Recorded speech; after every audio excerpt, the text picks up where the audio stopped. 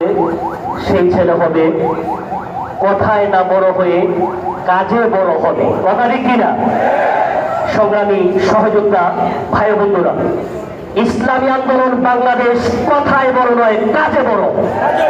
সংগ্রামী ছাত্র বন্ধুগণ, সমাবেশের পর্যায়ে গুরুত্বপূর্ণ বক্তব্য পেশ করবেন ইসলামী আন্দোলন বাংলাদেশ পিরোজপুর ইউনিয়ন শাখার সংগ্রামী সেক্রেটারি জননেতা মফিজুল ইসলাম।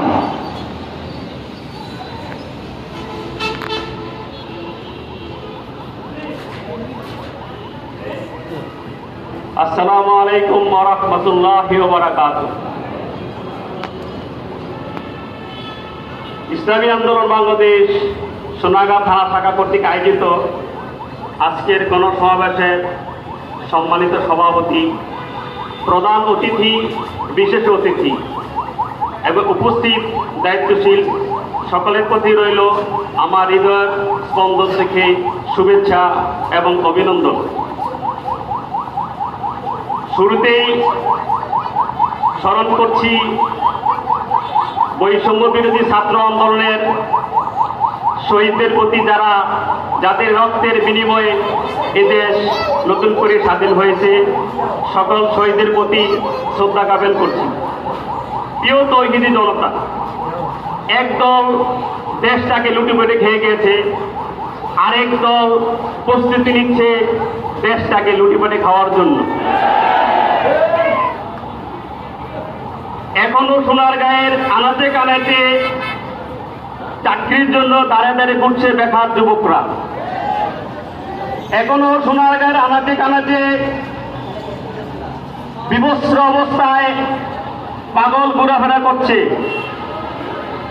এখনো সোনারগাঁয়ের আনাচে কানাচে বিক্ষোভরা একটি টাকার জন্য দাঁড়ে দাঁড়িয়ে ঘুরছে। তারা নাকি দেশ ডিজিটাল করে ফেলেছে। তারা দেশ ডিজিটাল করেছে ঠিকই, তারা দেশ ডিজিটাল করে নেই। তারা মন্ত্রণালয় থেকে শুরু করে কৃষক পর্যন্ত দুর্নীতিবাজ তৈরি করেছে।